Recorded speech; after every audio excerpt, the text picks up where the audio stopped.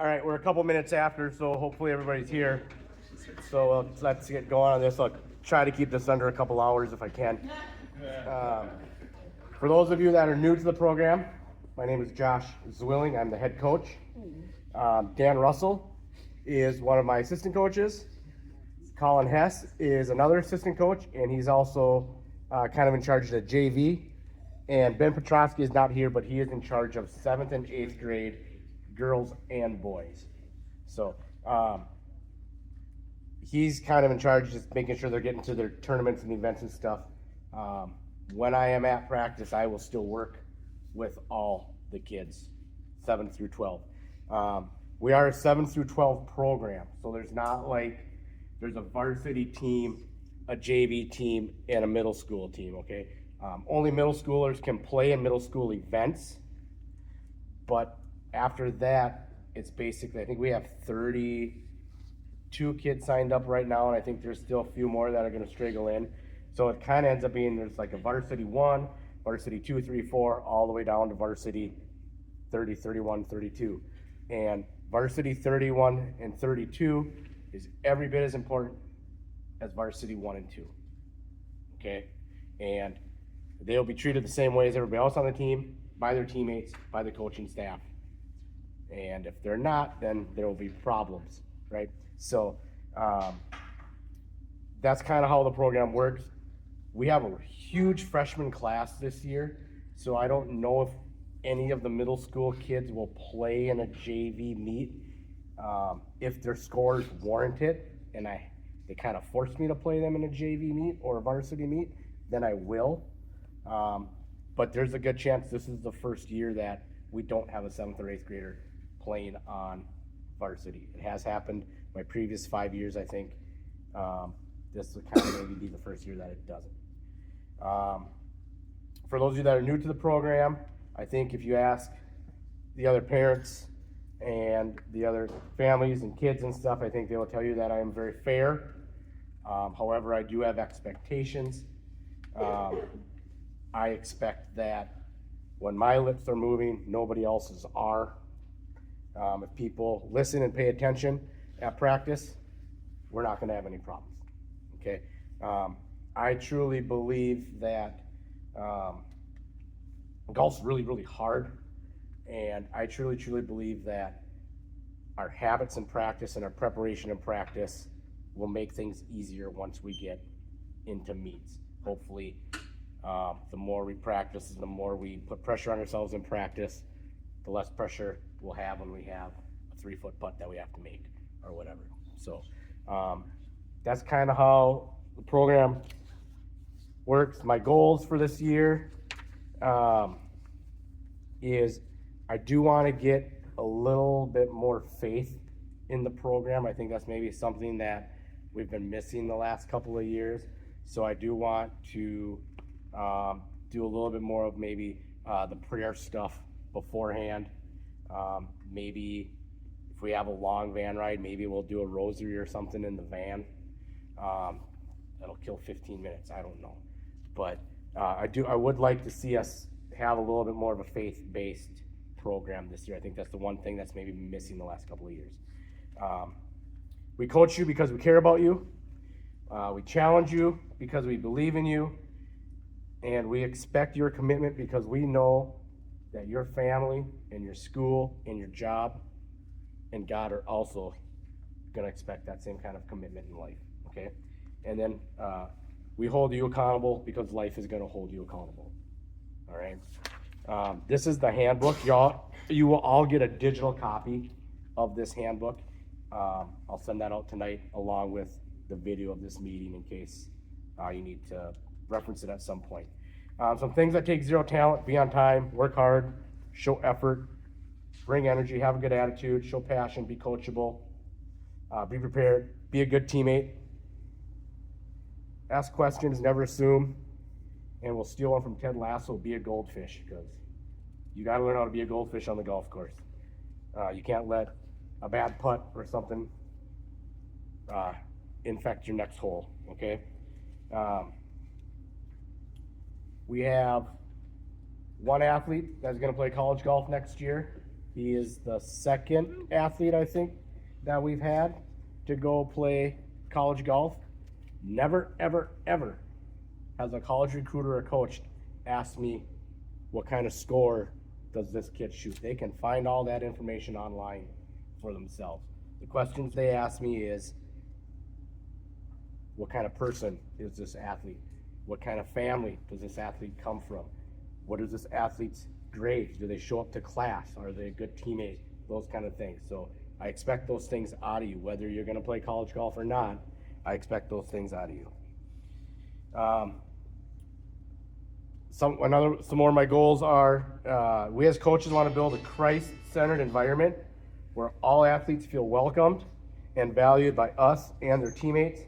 We expect all athletes to treat each other and the coaching staff with respect and dignity.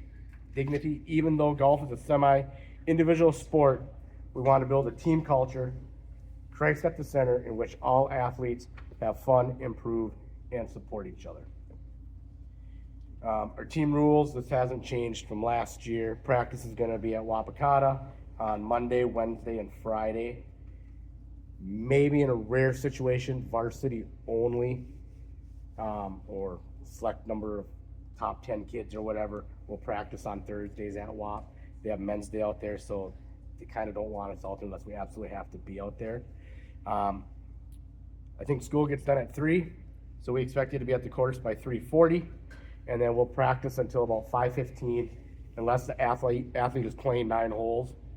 Then they'll our tee times are 3:45, 3:52, 4, and 4:07. So if they have a 4:07 tee time, they may not get done until 5:37, 5:47, however long it takes them to play those 9 holes.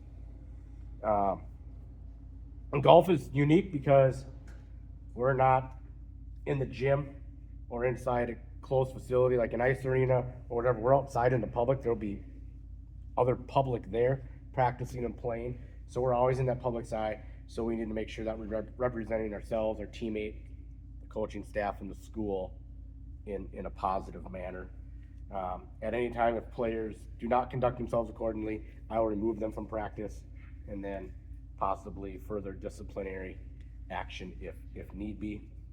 Golf is a varsity sport. This is not a club team. It's not a vacation at the golf course.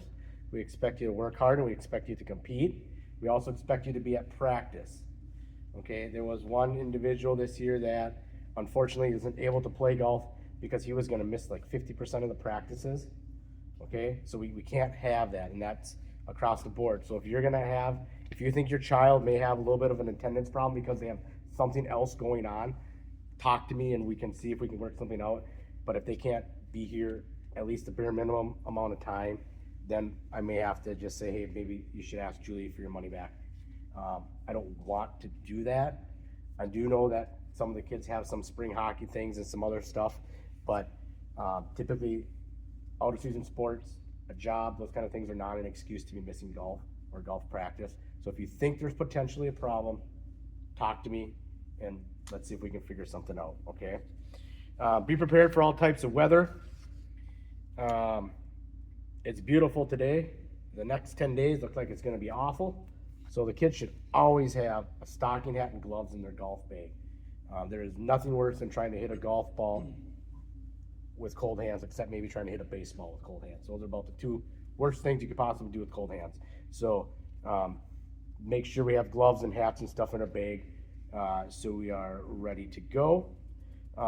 Let's see here. If for some reason something comes up, you have to miss practice, or you had an orthodontist appointment is the only time you can get in or whatever, let me know ahead of time so I know. I'm human, I know life happens. We want you to be at practice, but we do know there are other things going on in life sometimes. So if you can just let me know, either via the group me, otherwise a text message. I'm probably a lot faster to seeing text messages. So if you have my number, you can go that way. Otherwise, just Google it. You'll find my number. Let's see here. Talked about that already. Getting to Wapakata for practice. We do not provide transportation of any kind. So students are on their own to find transportation.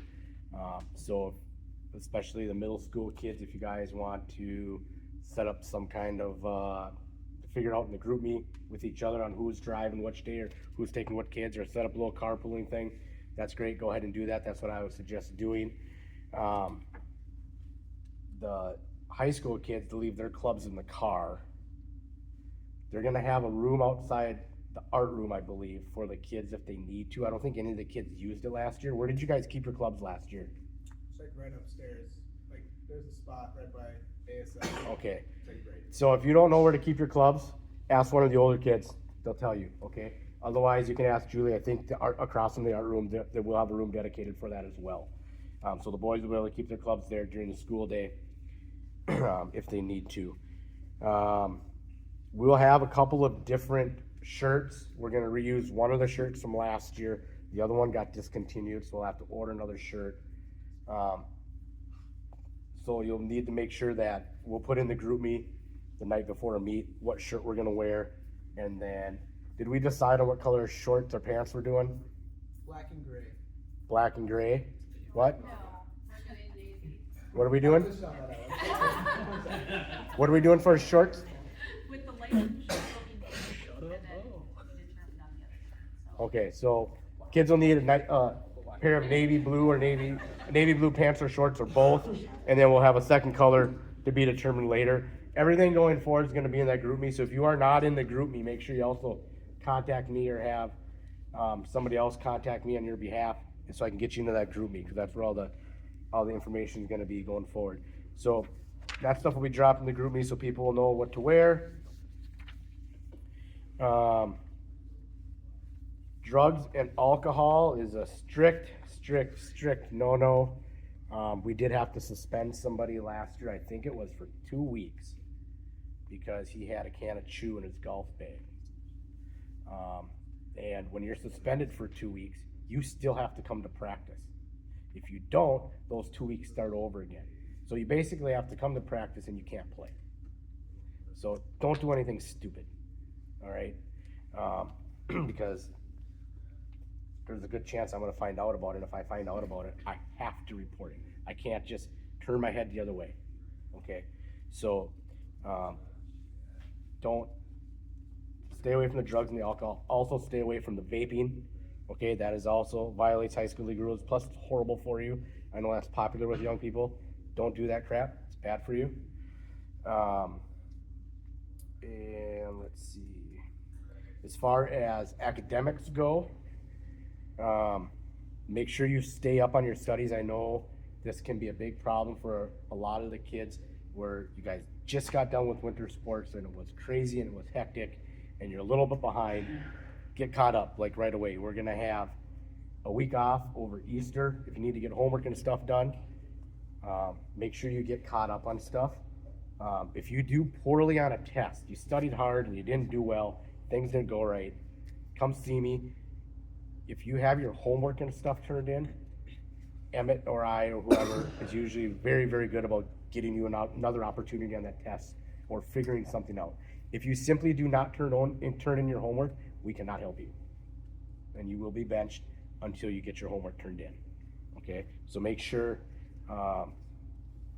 just stay up on your studies. And if there's a problem and you don't know who you can talk to about it, you can come talk to me, or you can come talk to Colin, or you can come talk to Coach Russell, okay? And we can keep it between ourselves if we need to, all right? Practice like you want to play, give a winning effort, support each other. Golf is hard. Let's make sure that we're not teasing each other too much out there. Let's kind of be supportive of each other and try to build each other up. Pay attention. Don't be afraid to ask questions, all right? I'll never think you're dumb because you asked me a question. Questions are great. Coaches love questions. Do you love questions, Coach? Because then we know what you know or don't know, and we can figure it out together. All right? So questions are great. Another big objective for this year. So we've had 5 seasons since I've been head coach. We made it to state twice in a row. I want to go again this year, boys. All right? I want to be there 3 years in a row. Okay? So that is a huge goal again this year. All right? And we got a target on our backs. Albany, Pequot, Staples, they've graduated some kids, but they're not going to roll over for us. All right, they're gonna be coming after us, so we gotta make sure that when we're at practice, we are doing what we need to do to be ready. Make sure we treat everybody with respect. That includes our opponents. That includes the people we're playing with, coaches, teammates. Last year, if you'll recall, some of our attitude and our language on the golf course was absolutely horrible. Okay, we're not gonna have, that's like zero tolerance policy for that this year. Okay, we cannot be doing that. It reflects very badly on our program and on our team. It's also not fair to your playing partners or competitors if you're throwing a tantrum because whatever. All right, so we need to clean that up. We need to clean up the language. That stuff can't happen anymore. Know the rules and make sure you count all your strokes correctly. Somebody is always watching. I don't care if you're playing JV 5 or 6 and you think nobody is watching. There is a coach somewhere watching. And if you are not counting all your strokes, you will be caught. Okay? And you will be disqualified and possibly suspended. All right? Make sure you count all your strokes accurately. And if you're not sure, ask one of your partners. Hey, I don't know what I made on this hole. I took a penalty over here. Can you help me add this up? We need to figure this out, okay? If you accidentally miscount your strokes or accidentally do something in violation of the rules, nobody can ever prove if you did it accidentally or not. So they are going to assume that it was done intentionally. Okay, so make sure you are always honest with your score and honest with everything you're doing. And if you don't know, ask your playing partners, find a coach, okay, whatever you need to do to make sure that we get the right ruling and the right score. If you don't know and you can't find a coach, you play that ball, you drop a second ball, you play out that ball, and then we figure out which ball you need to count, okay? We'll talk about that more as the year goes on. There'll be a rules test. We'll do that rules test again this year. So we'll go over that, so hopefully everybody will know all the rules. Parents, if you're kind of a non-golfing family and your athlete is kind of new to the game and you haven't played and you're concerned that they don't know the rules, also let me know so I can go over some of the basic stuff with them. No judgment, no embarrassment needed or anything like that. They need to simply know the rules. So I got no problem with that. Player positioning. This is kind of a big part of this handbook. I'll let you guys read that on your own later, but I'll kind of go over it real briefly. So, like I said, we kind of have basically varsity 1 through varsity 30, however many guys we have, okay? In years past, we have always played probably around 12 to 14 guys in a varsity meet. They changed some of the rules on me this year, and they tied my hands a little bit. Last year, we went to 2 different tournaments a couple of times. They're not going to let me do that anymore this year. So this year we may be looking at maybe only 10 to 12 kids play instead of 12 to 14. We'll see. That's just in the varsity meets. Last year we had 5 JV meets. This year we have 9. 4 of them will only be 9 holes, but at least we have 4 more meets. So in the past, we've always had a goal of getting everybody 2 meets. It's never been a problem. Should not be a problem this year, even with the bigger numbers. And most likely, most kids will probably get 3+ meets. That's what I'm hoping for. Because of the weather and spring and how volatile it is, we haven't, I think maybe once or twice ever, we've done a qualifier before the start of the season, just because the weather usually doesn't let us. I mean, there's been years where the first day we were outside was at a meet. Okay, so my guess is this year we'll probably have 4 kids that are probably going to be in most of the varsity meets, and then we can play 6, so there's 2 spots for every meet. We'll probably rotate through 6 or 8 kids for those last 2 spots, so everybody gets a chance to prove themselves. If a kid plays well in a JV meet, they shoot a good score in a JV meet, yeah, they'll come up and play in a varsity meet. That's the beauty of the game. Shoot a good score, you get rewarded, okay? I think a lot of kids will tell you it's a lot easier to shoot a good score in a JV meet than it is in a varsity meet. The level of pressure goes up quite a bit. But we are always rewarding guys that are playing good golf. As the season goes on, the bench will start to get shorter, and hopefully, when we get to the end of the season, we'll know who our top 6 guys are for the section team. I promise you, I will lose sleep over who is going to get that 6th spot at sections. It happens every year except one. One year it was cut and dry. It's really, really, really difficult, and I will take the input of my assistant coaches, but the decision will ultimately be mine. Okay, so don't give them any grief. Their pay grade is not conducive to receiving grief, I promise you. So, but picking that last section spot is not something I take lightly, and I'm going to do whatever is best for the program. It's going to be based on the scores throughout the year, and then also how they've played the last few weeks. So if they played really, really good golf at the beginning of the year and then not so good lately, if we have to make a change, then we make a change. I'm not afraid to do that. It's been done before. It's always the hardest thing I have to do as a coach, but I have to do what is best for the team and the program. That is explained in finer detail if you do want to read that in the handbook. Fans and spectators, you need to stay 25 yards away. 25 yards is a lot. I thought it was feet, but it's 25 yards away from the spectators. You can help look for golf balls. You can cheer, but that's it. You can't say you're getting stuck on your left side, get your weight through. You can't do that. If you see something wrong with your kid's swing, you can text me and I can go tell them. Okay? But you guys can't do any of that. Okay? You can cheer them on, you can say hi, and help look for golf balls, but that is basically it. For the freshmen that are, especially that are new, and then, well, any of the new kids, if you're playing in a JV or varsity meet, your son will need a cell phone. If they don't have a cell phone, let me know, but scoring is done on an app with your cell phone. So make sure that if you have a son playing in a JV meet that doesn't have a phone, let me know so we can make another arrangement. I would strongly encourage, make sure your child has a rangefinder or a GPS app on their phone. There's lots of free. The Grint, I think, is probably the best free GPS app on a phone. They can use that on the golf course, that's fine. That's the only thing you guys can use on your phone. You can't check the wind.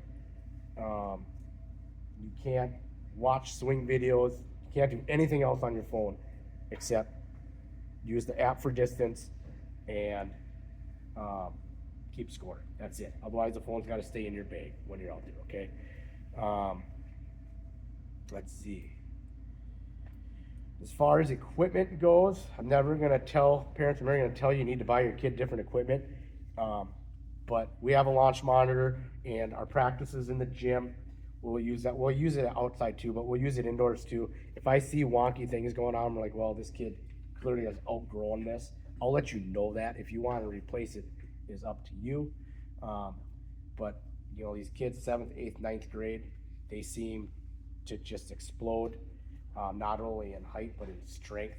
So clubs that fit them as an 8th grader, there's a good chance as a sophomore they're not going to fit them anymore. I think most of the kids, their sophomore year is probably the last time they have to buy some stuff because they outgrow it.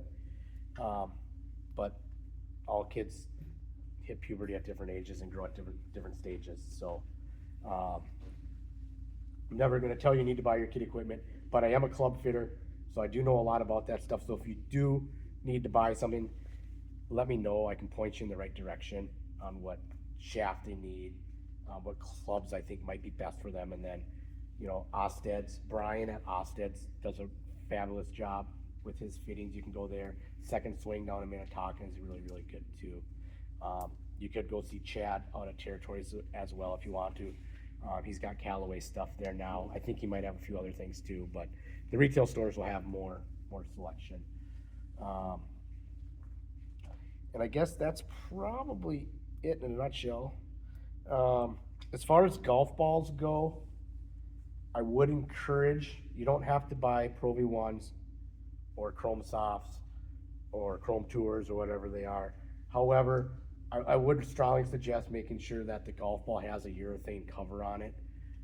The reason being is that urethane cover, it spins around the greens, but it doesn't with the driver. It performs a lot better. Even if your kid is gonna shoot 120, if that ball's got a little bit of spin around the green, it can check up, make chipping a lot easier for them, putting a lot easier for them. It's up to your discretion what you wanna do.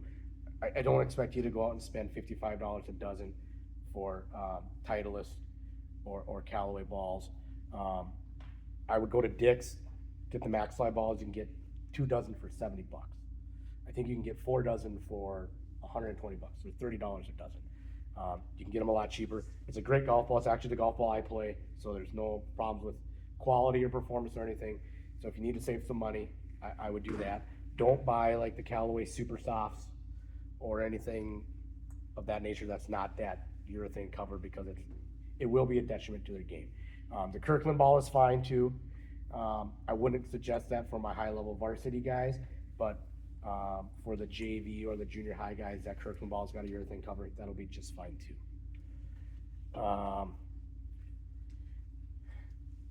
We are going to do a golf trip again this year. Now, the way the golf trip works is you have to have earned a spot to go on the golf trip. So we can't take 30 kids with us to Iowa. It's not gonna happen.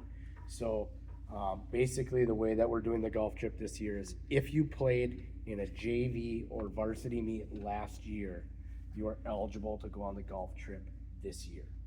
So if you're a freshman, but you played only junior high events last year, you wouldn't be able to go. If you're a new sophomore, or new junior, new senior, you would not be eligible to go either, okay? So that's how the golf trip is gonna work. You do not have to go on the golf trip. We are going on, what is it, April 16th? Yes, we are leaving on Thursday, April 16th. We are going to Burlington, Iowa, which is darn near in Illinois, and we're staying at a resort down there. It is $150 for the student athlete if they choose to go. Like I said, they don't have to go, but it would be $150, and they would get their lodging, unlimited golf, and 1 meal with that. They would be on the hook for the rest of their food and beverage.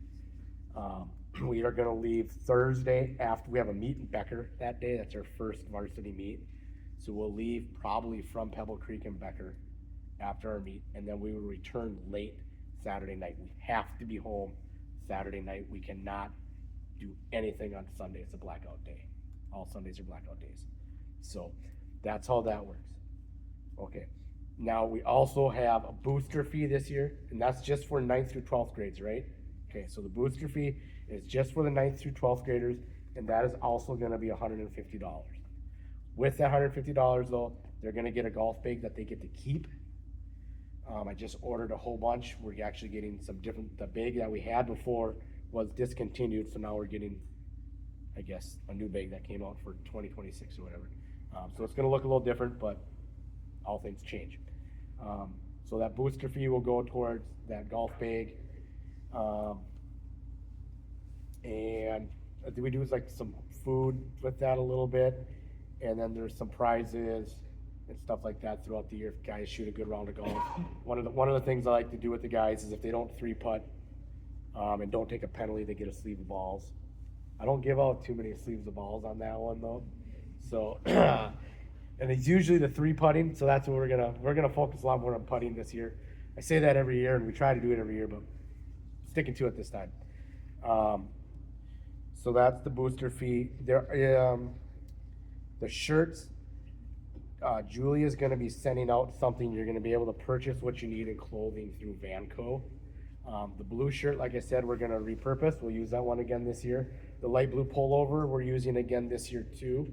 If you didn't buy the pullover last year, you're new to the program, you don't have, do we have to get the pullover? Is that it? We have that required for 9 through 12. We do, okay. So 9 through 12 has to get the pullover. It's an Unreal pullover. Anybody wearing it from last year? Do you have it on, Jackson? No, not that one. No. Anyway, okay, so there'll be a pullover, and then the new shirt. What color's the new shirt? To be determined. So you'll see that stuff come out in an email probably from Julie. So if you're a 9th through 12th grader, you need the blue shirt, the new shirt, and the light blue pullover, which is the same one as last year. So if you were in the program last year, you just have to buy one new shirt. Okay? And the hat, Josh. And the hat. There'll be a hat too. Carrie's got these all printed out that shows what's needed. What's that? Like, Carrie's got a form here Okay. that we can give people that Okay. shows everything. Anything else is optional. Okay? Other than what I just said. The middle school kids, are they only doing the blue shirt? The middle school kids are only doing the blue shirt. So if they were in middle school golf last year and they're still in middle school, they only just need that blue shirt. If you're a new middle school student, you just need the blue shirt as well. I would find some sort, the pullover is optional. You can still purchase it if you want to. You're gonna need something warm to wear anyways. Anything else is optional. There'll be 2 other clothing stores. We're contracted with BSN, so we have to have a BSN clothing store. That one will have more swag like this, or like what Coach Russell has on.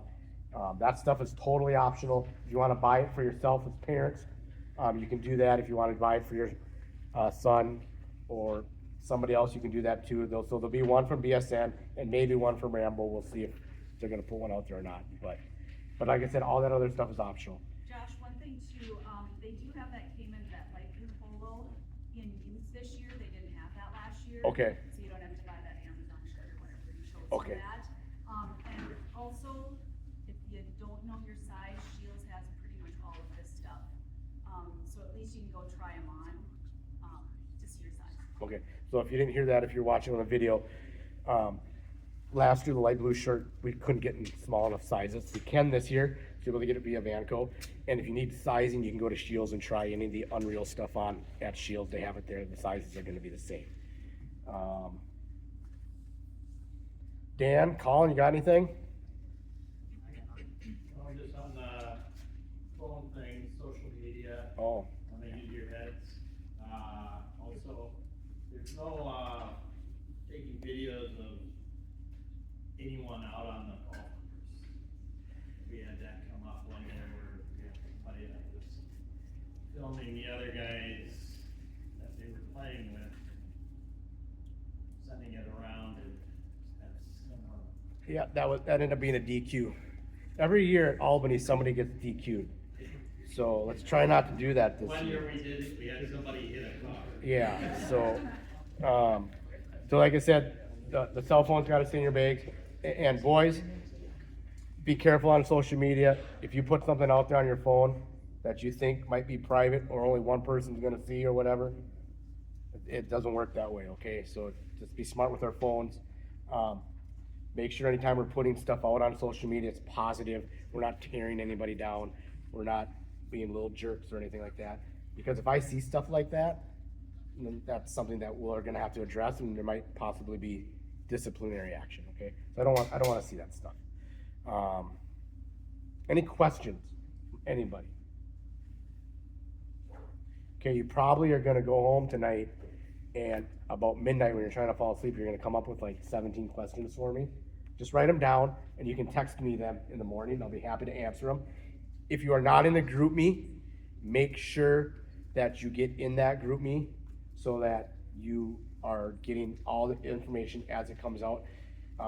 It gets crazy in the spring with cancellations and weather and stuff like that. Usually nothing will get canceled. There'll be usually no announcement until about 1 o'clock in the afternoon, unless we're playing a morning event, then obviously the cancellation would come out sooner. But we don't just call stuff right away in the morning if we can avoid it. Are we at St. Elizabeth next week? Yes, so practices in the gym. I would expect 3 weeks of indoor practice. It's never not been 3 weeks, I don't think. Practices, the next 2 weeks for sure, and probably the third week. Practices will be Monday, Tuesday, and Friday in the gym at St. Elizabeth. They have kid care and stuff there, so we can't start until that's done. So practice We'll start at 6:30 on those days. We have 30 kids, so that's gonna be 10 kids at each practice. So, I would plan the first week for sure, like the returning varsity kids will probably be on Monday. The junior high kids will probably be on Friday, and then everybody else that's not in one of those groups will probably practice on Tuesday. And then that'll go from 6:30 until 8. And a lot of times we do run a little over the 8 o'clock hour on that, just kind of the way it is. But those will be at St. Elizabeth, which is over south of South Junior High, if you don't know where that is. I think did you have a question too? Yeah, you said they had to be at Wapakata by 3:40 and playing. What time were they gonna end? So if they don't practice, or if they don't play a round of golf, they'll be done about 5:15. So, so we can't leave kids there. We're not supposed to anyway, so if you're giving your son a ride home, if you could be there at that 5:15. Boys, if you're playing 9 holes that day, I expect you to text your mom and dad and say, hey, I'm playing 9 holes. I'm not gonna be done at 5:15. Come pick me up at this time. Okay, you guys gotta be on top of that. I'm not gonna text your moms and dads for you. It's not my job. Okay, you're all old enough to be able to do that. I'm assuming we'll get to use the golf course quite a bit. We always have in the past. WAP's been very, very good to us. Remember, when you're out there, especially when you're on the golf course, there is no screwing around out there, because there are people always watching. There's homes out there everywhere, and everybody that lives in those homes are members. They're watching, and some of them are probably watching and waiting for us to make a mistake, right? So make sure that you're always, always, always on your best behavior out there, no matter what. Anybody else got anything? Okay. Remember, the group me is where all the information is going to come. Parents, so you're aware, there's a group me for the parents, and there's one for the boys. So you may not see all the information that goes out unless you look at your child's cell phone. But you'll be informed of everything that you need to be informed of. So if you ever have any problems, questions, concerns, the best way to handle that is, especially if you're really upset, wait till you cool down, maybe till the next day, to address it with me. If you come at me hot and angry, I'm gonna get hot and angry and defensive, and it's not gonna be productive. So make sure that I'm always willing to listen to concerns. There's a rhyme or reason for everything that we do. If you don't understand why we're doing something, please feel free to ask. And before maybe you have a conversation with me, talk to your son and ask if they've had that conversation with me yet, because there's a good chance that maybe we already talked about it and you just didn't know. So always make sure you talk to them first.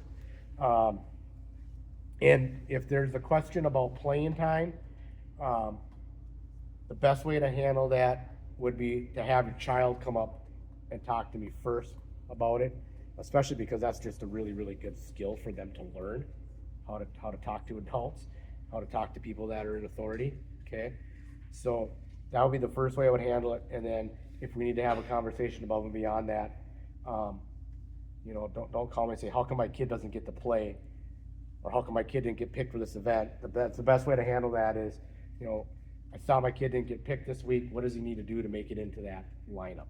Because there's probably a good reason. Maybe they're screwing around at practice and they didn't want to tell you. Okay. Maybe they aren't listening at practice. Could be any number of things. So I'm very, very, very reasonable person. I don't have any problem with all the boys. I love all the boys. I don't have favorites. I think they would all tell you that. And I think that goes for all the other coaches. I think they treat everybody the same way. So, and boys, if you ever, I believe in transparency. So if you ever wonder where you're standing, where you're at, especially when you get closer to sections, feel free to come up and ask me, okay? I'd be more than happy to have that conversation with you, all right? iWannaMaker rates you guys. I think you know that, right? There's rankings right in the iWannaMaker app that we follow.